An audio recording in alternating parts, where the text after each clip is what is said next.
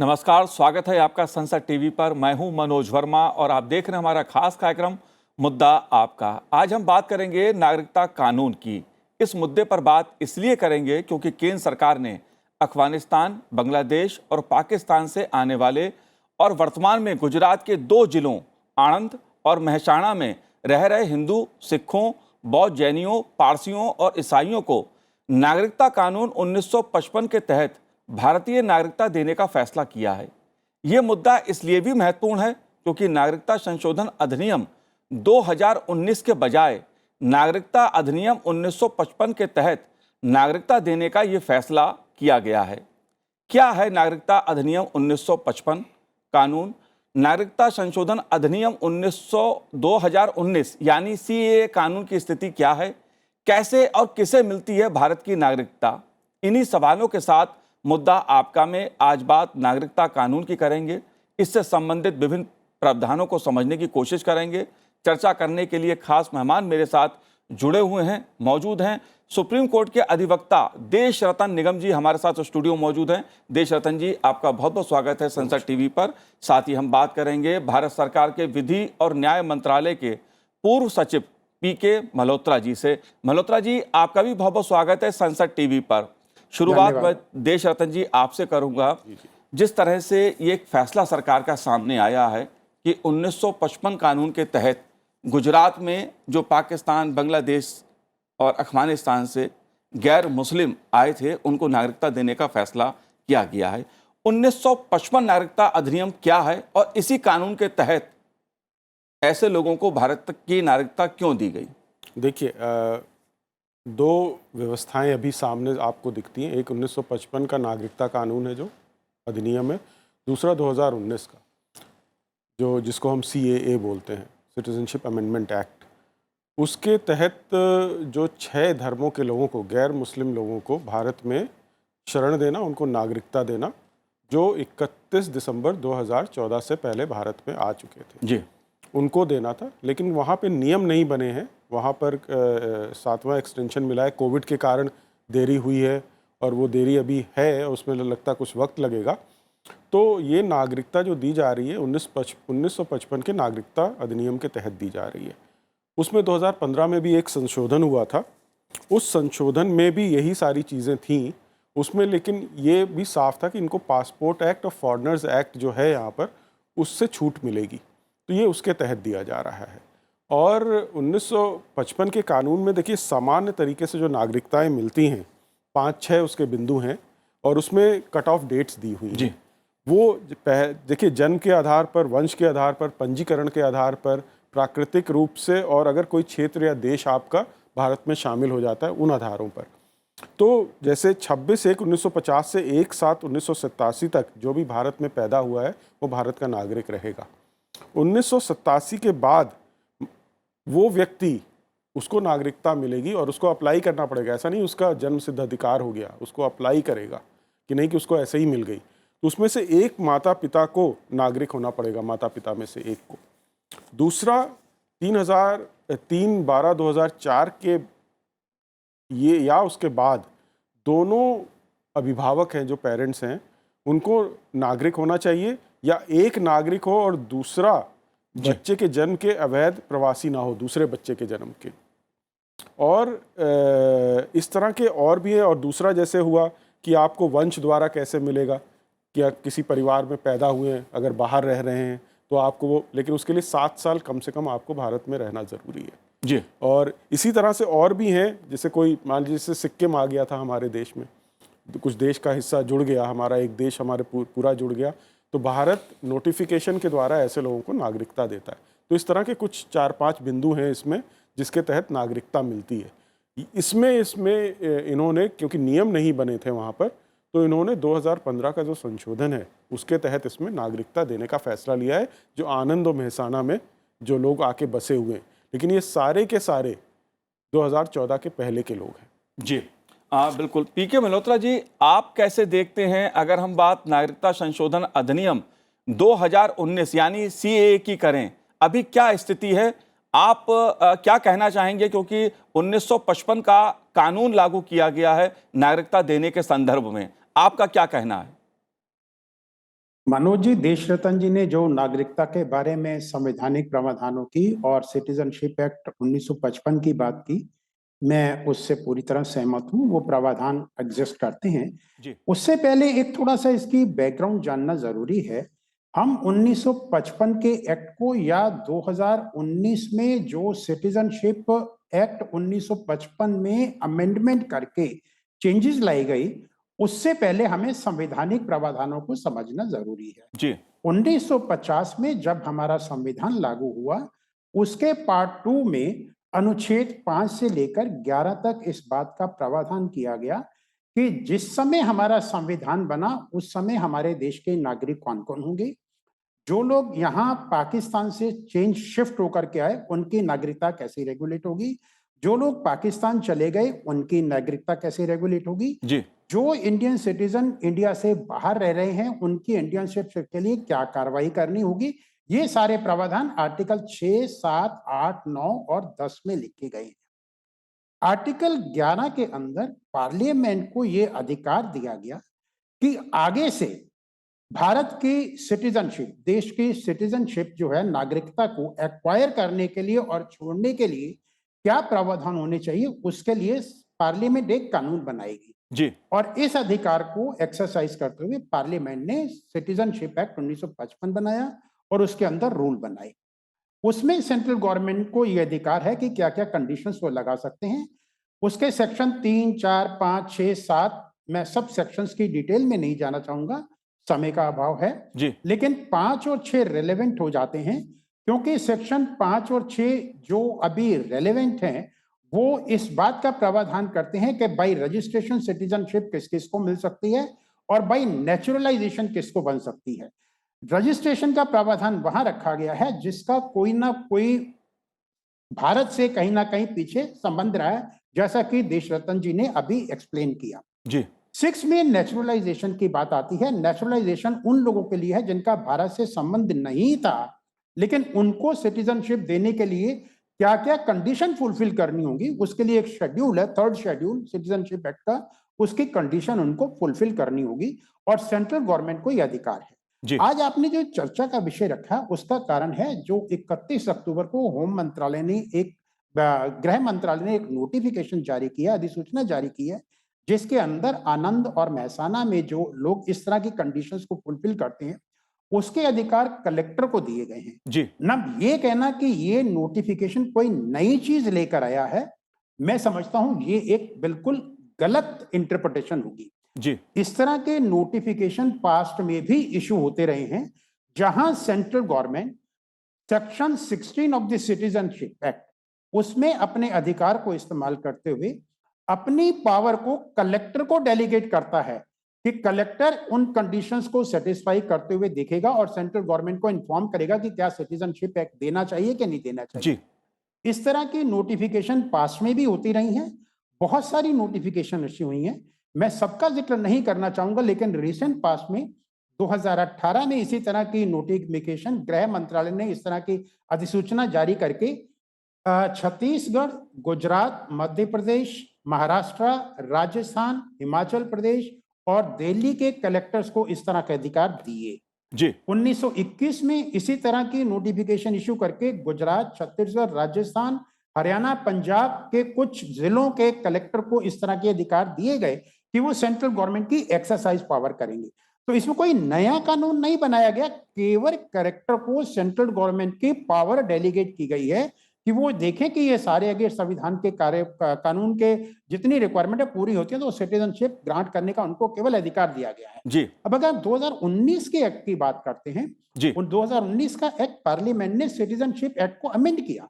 उसका उसमें 2055 के एक्ट का स्कोप को बढ़ाया इसलिए गया कि जो कंडीशन फुलफिल नहीं भी करती, जो हमारे यहाँ इलीगल माइग्रेंट आ गए और रह रहे हैं क्योंकि उनका रिलीजन के आधार पर परसिक्यूशन हुआ या उनसे डिफरेंशिएशन किया गया या उनके ऊपर अत्याचार किए गए, उनके लिए भारत सरकार ने, पार्लियामेंट ने कुछ कंडीशंस को रिलैक्स किया, जी क्योंकि उसके अभी तक कानून नहीं बने हैं, रूल्स नहीं बने हैं। समय समय पर जो parliamentary committee on subordination of parliament है, वो उसको सरकार को समय देती रही है कि आप इसके ऊपर रूल बनाइए। वो रूल नहीं बने हैं, इसलिए वो कानून लागू नहीं हो पाया। और साथ ही सिटीजन अमेंडमेंटशिप एक्ट जो 2009-19 का है, उसकी संवैधानिक वैधता को भी सुप्रीम कोर्ट में चैलेंज किया गया है और मेरा ऐसा मानना है 200 से ज्यादा पेटिशन उसको चैलेंज करते हुए सुप्रीम कोर्ट में पेंडिंग है, जिसकी संवैधानिक वैधता के ऊपर सुप्रीम कोर्ट अभी विचार कर रही है। जी। विचार कर रही है वो अलग बात है, अगर सेंट्रल गवर्नमेंट चाहे तो इसके रूल बन करके उसको इम्प्लीमेंट कर सकते हैं, अगर सुप्रीम कोर्ट की ओर से कोई स्टे नहीं है, किसी तरह का कोई आदेश नहीं है, तो ये भी किया जा सकता है। लेकिन हम 2019 के कानून में, जो 2015 का कानून है, उसका कुछ रिलैक्सेशन किया गया जिसको इंप्लीमेंट नहीं करना है, लेकिन 2015 का जो कानून, 1955 का कानून है, उसको लागू करने के लिए आज भी कोई व्यवधान नहीं है। जी। और जो 31 अक्टूबर को नोटिफिकेशन इशू किया, वो इसी तरह के नोटिफिकेशन पास में भी इशू होते रहे हैं और ये केवल कलेक्टर को अधिकार देता है कि सिटीजनशिप ग्रांट करने के लिए जो सेंट्रल गवर्नमेंट की पावर है वो कलेक्टर एक्सरसाइज कर सकता है और इस तरह के नोटिफिकेशन पास्ट में भी समय समय पर इशू होते रहे हैं। जी बिल्कुल, और इसी बात को हम समझना चाह रहे थे देश रतन जी कि जो 1955 का नागरिकता कानून है और उसके बाद 2019 का जो नागरिकता कानून है, बीच में 2015 में भी कुछ अमेंडमेंट इसमें किए गए, उस अंतर को समझना चाह रहे। तो जाहिर सी बात है, जैसा आपने कहा, मल्होत्रा जी ने कहा कि जो 1955 का नागरिकता कानून है वो आज भी उसी तरह से ही काम करता है जैसे पहले कर रहा था। लेकिन एक बात, सुप्रीम कोर्ट में जिस तरह से जो 2019 का नागरिकता कानून है उसको चुनौती दी गई है, उस चुनौती पर आपका क्या कहना है? आप कैसे देखते हैं इसको? क्योंकि कई सवाल खड़े किए गए हैं उसमें। देखिए मनोज जी, इसमें भारत एक सार्वभौमिक देश है जी, स्वतंत्र देश है, उसको वो अधिकार है किसको नागरिकता दे, किसको नागरिकता ना दे। तो मैं ये समझता हूँ कि इसकी जो संवैधानिक इसको जो चैलेंज मिला है, वो मैं नहीं समझता हूँ कि सुप्रीम कोर्ट में वो ज़्यादा टिक पाएगा, मेरा जो अपना निजी राय है। क्योंकि भारत एक सार्वभौमिक राष्ट्र होने के नाते कुछ अधिकार ले सकता है कि किसको नागरिकता दे या ना दे। दूसरा, आप देखें, नेहरू लियाकत पैक्ट भी हुआ था, मेरे ख्याल से 1949 का वो एक्ट है, और उसके तहत दोनों देशों ने एक दूसरे के प्रति उस पैक्ट के तहत जो आपने हस्ताक्षर किए जिस संधि पे, उसमें आप अपने जो माइनॉरिटीज़ हैं आप उनका ख्याल रखेंगे, उनको वो सारे अधिकार देंगे अपने अपने देश में। भारत ने तो दिए, भारत में तो राष्ट्रपति तक बने, लेकिन वहाँ नहीं बन सकते। वहाँ अधिकार तो छोड़िए, वहाँ पर उनकी प्रताड़ना होती है, अत्याचार होते हैं, हत्याएं होती हैं। जो गैर मुस्लिम लड़कियाँ, जिसमें हिंदू लड़कियाँ ज़्यादा हैं, उनको अगवा किया जाता है, अपहरण करके उनको ज़बरदस्ती शादी की दी जाती है और अपहरणकर्ता को ही कोर्ट ने सुपुर्दगी दे देता है उसके बाद। तो इस तरह का कानून है, तो वो जाएं तो कहाँ जाएं। तो इसलिए ये सीएए आया था। और ये कहना कुछ लोगों का कि ये मुसलमानों को भी ऐसा होना चाहिए, देखिए, धर्म के आधार पर वो मुस्लिम राष्ट्र हैं। धर्म के आधार पर मुसलमानों का अगर वहाँ पर एक मुसलमान दूसरे मुसलमान पर अत्याचार कर रहा है तो ये कानूनी संबंधी मामला हो जाता है, ये लॉ एंड ऑर्डर का मामला हो जाता है, ये नागरिकता का विषय नहीं बनता। वो उनको अपने देश में उसको निपटना है। भारत ने यही देखा। देखिए, मान लीजिए अफगानिस्तान में एक मुसलमान दूसरे मुसलमान पे जैसे वहाँ पर हो रहा था, तालिबान अत्याचार कर रहा था, तो क्या उस आधार पर हम दूसरों को नागरिकता दे दें? लेकिन वो रास्ता उनके लिए फिर भी खुला हुआ है 1955 के कानून के तहत। अगर वो आ जाते हैं तो उनको वो हमारे जितने भी नियम बने हुए 1955 के तहत, उनके तहत उनको नागरिकता मिल सकती है। लेकिन ये कहना कि ये जो अपवाद बनाया है सरकार ने, और वो भी अत्याचार प्रताड़ना के आधार पर बनाया है कि इसमें मुसलमान को भी इंक्लूड किया जाए, क्योंकि ये बहुत ही स्पेसिफिक लॉ है, प्रताड़ना पे आधारित। तो इस्लामिक राष्ट्र में अगर एक मुसलमान दूसरे मुसलमान पे प्रताड़ना करता है तो वो धर्म के आधार पे नहीं मानी जा सकती। ये धर्म के आधार पे बना हुआ है कि वो जाएं तो कहाँ जाएं फिर। तो ये भारत एक उनके लिए प्राकृतिक राष्ट्र हो जाता है कि यहीं पर आते हैं, चाहे वो बौद्ध हो, चाहे वो आपके देखे जाएं हिंदू जैन हो, जैन हो, सिख हो, तो यहाँ के अलावा इनको और कहीं नहीं मिलता प्रताड़ना के आधार पर। तो ये यहाँ आते हैं। ईसाई इसलिए रखे गए हैं कि उन देशों के मूलतः अगर देखें तो ये किसी समय भारतीय थे। ईसाई, उनका मूलतः 1947 से पहले भारत का हिस्सा था। लेकिन देश रतन जी, इसमें जो याचिका में जो बात कही गई है, जिस तरह से सवाल उठाए गए हैं, उसमें यह बात कही गई है कि जो भारत का संविधान है वो धर्म के आधार पर भेदभाव नहीं करता है, धर्मनिरपेक्षता देश में है, और आप एक खास समुदाय को, मुस्लिम समुदाय को, अगर किसी कानून से बाहर रखते हैं तो वो उस पर सवाल उठता है। देखिए, इसीलिए याचिका में उसका जिक्र किया गया। देखिए, सबसे बड़ी बात जो हमारा संविधान कहता है, वो भेदभाव किसके लिए कह रहा है? नागरिकों के लिए कह रहा है। जी, नागरिकों के बीच में धर्म, जाति, इसके आधार पे आप भेदभाव नहीं कर सकते। लेकिन जो नागरिक नहीं है, उनके लिए आप ऐसा कानून बना सकते हैं, हम किसको नागरिकता देंगे। एक बार आपने नागरिकता दे दी, चाहे वो हिंदू या मुसलमान हो, फिर आप भेदभाव नहीं कर सकते। ये ध्यान रखिए। हमारा संविधान हमारे नागरिकों की बात करता है, और जो यहाँ बात हो रही है वो प्रताड़ना के आधार पर हो रही है, जिसके कारण जो लोग प्रताड़ित किए जा रहे हैं, जो गैर मुसलमान, उनको हम यहाँ अपने यहाँ शरण दे रहे हैं, उनको हम नागरिकता दे रहे हैं।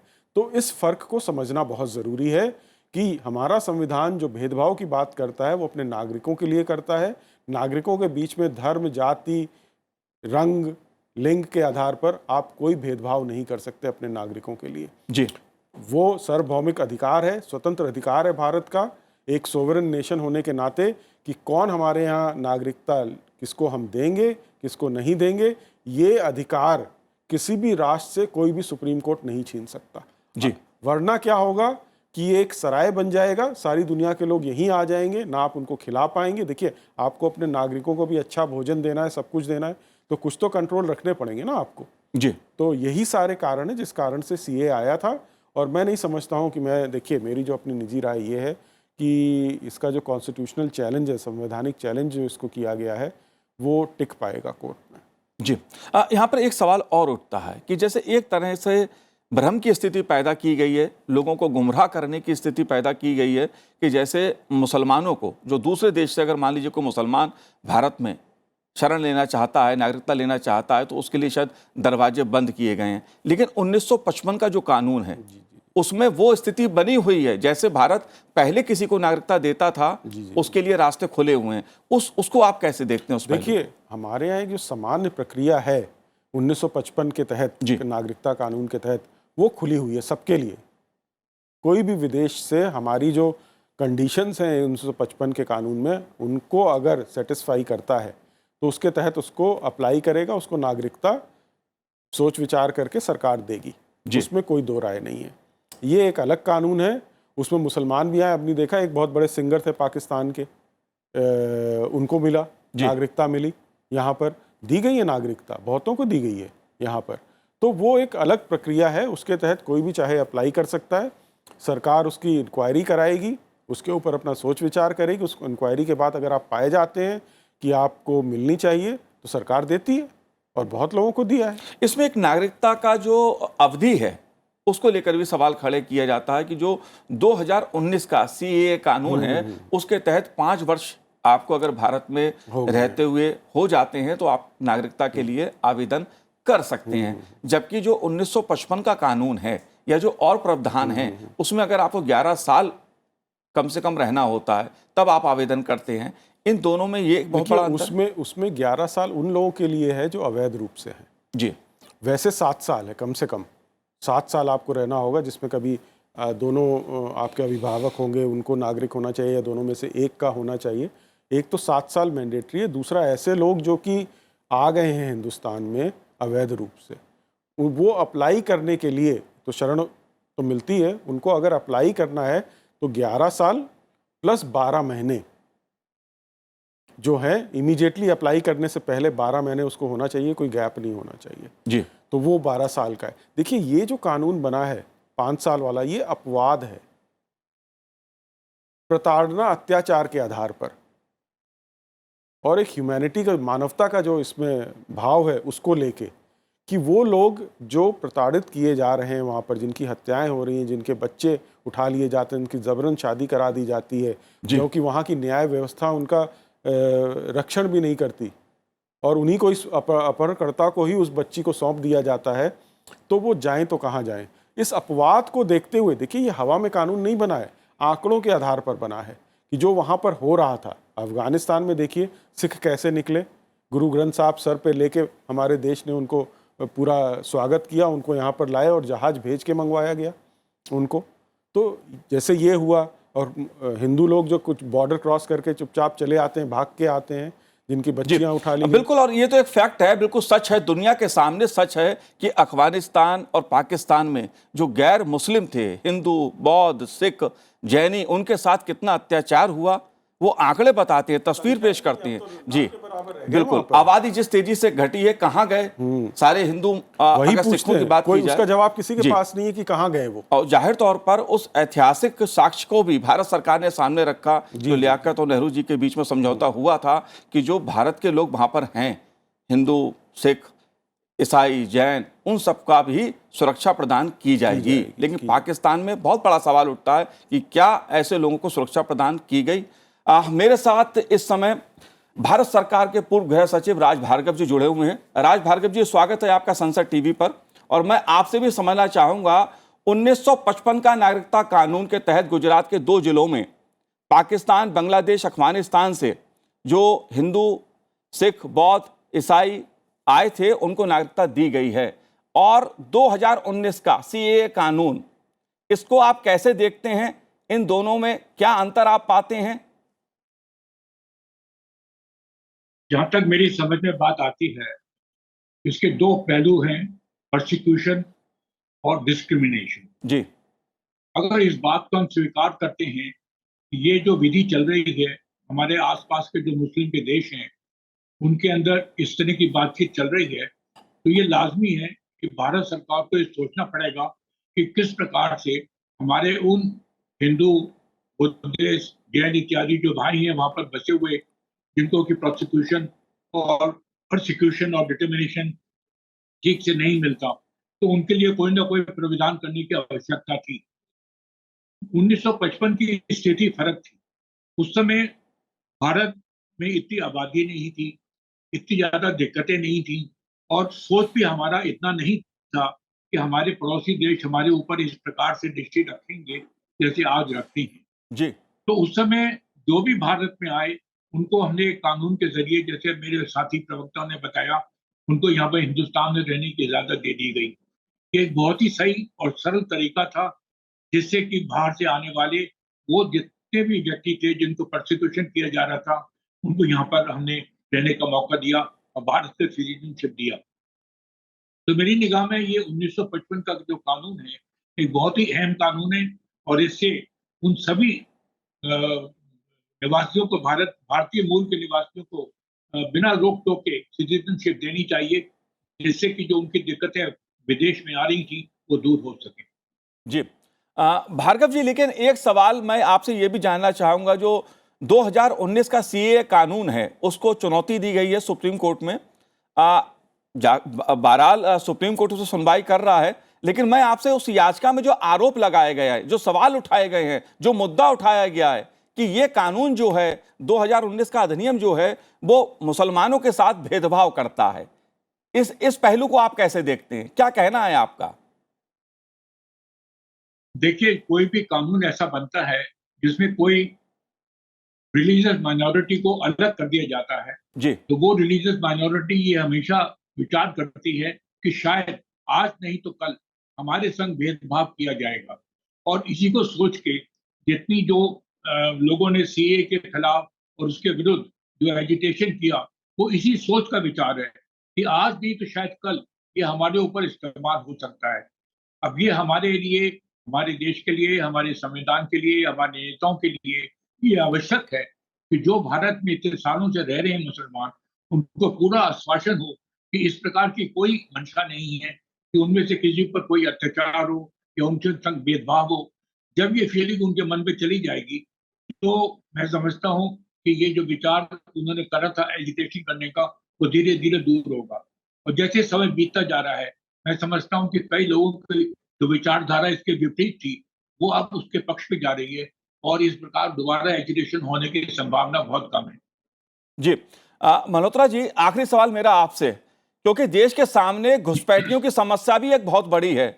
आते घुसपैठिए के रूप में हैं, फिर भारत के नागरिक बनने की भी कोशिश करते हैं। एक बड़ा मुद्दा यह भी देश के सामने रहा है। जाहिर तौर पे भारत की नागरिकता को लेकर अपना एक संवैधानिक प्रावधान है 1955 का। 2019 में संसद ने जो कानून बनाया वो भी देश के सामने है। लेकिन इस तरह के मजहब के नाम पे सवाल उठाना, इस्लाम के नाम पे सवाल उठाना, किसी भी अधिनियम को लेकर, इसे आप कितना उचित मानते हैं?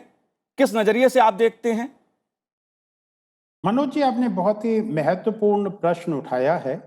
लेकिन जैसा कि दोनों विद्वान वक्ता अभी बता रहे थे और अपने विचार रख रहे थे, जो 2019 का एक्ट पास करके एक 1955 के एक्ट में अपवाद क्रिएट किया गया, एक एक्सेप्शन क्रिएट की गई, उसका मेन कारण यही था कि जो बांग्लादेश, पाकिस्तान और अफगानिस्तान में रिलीजियस माइनॉरिटीज थी, उनका रिलीजियस परसिक्यूशन हो रहा था, उन पर अत्याचार हो रहे थे, जी। उन पर प्रताड़ना हो रही थी। हम एक सेकुलर देश होने के नाते, क्योंकि बांग्लादेश में, पाकिस्तान में और अफगानिस्तान में उनका जो रिलीजन है वो official religion is Muslim only. तो मुस्लिम कम्युनिटी को छोड़कर बाकी जितनी भी कम्युनिटीज थी, उन सबके रिलीजियस राइट को प्रोटेक्ट करने के लिए ये अपवाद क्रिएट किया गया कि वो व्यक्ति अगर इस वजह से हमारे देश में आया है कि उसके लिए धर्म के आधार पर उसकी प्रताड़ना हुई है, तो हम एज ए देश, एज ए सेकुलर कंट्री उसके अधिकारों का प्रोटेक्शन करेंगे। अगर इस एक्सेप्शन को ठीक तरह से जनता के सामने रखा जाता, तो जिस तरह का विरोध आया और जिस तरह का चैलेंज सुप्रीम कोर्ट में हुआ, शायद उसको अपवाद, उसको बचाया जा सकता था। शायद वो जनता के सामने उस तरह से प्रेजेंट नहीं किया गया, तो इस तरह का एक इशू खड़ा हो गया और इतनी सारी पेटिशन फाइल हुई। मैं समझता हूं कि सुप्रीम कोर्ट अब इस पर विचार करके इसको बताएगी कि ये संवैध है कि नहीं है।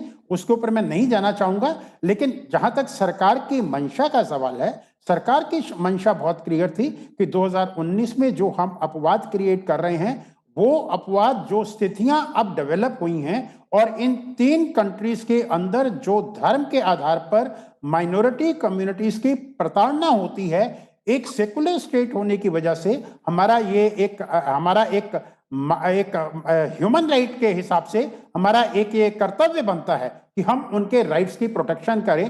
तो मैं समझता हूं उस ध्यान से ये एक राइट स्टेप था जो सरकार ने लिया, और अब सुप्रीम कोर्ट उस पर क्या फैसला लेती है, हमें उसका इंतजार करना पड़ेगा। जी हाँ, बिल्कुल। आप तीनों ने इस कार्यक्रम में भाग लिया, बहुत बहुत शुक्रिया संसद टीवी से बात करने के लिए। तो आज इस कार्यक्रम में इतना ही, मुझे दीजिए आज्ञा, नमस्कार।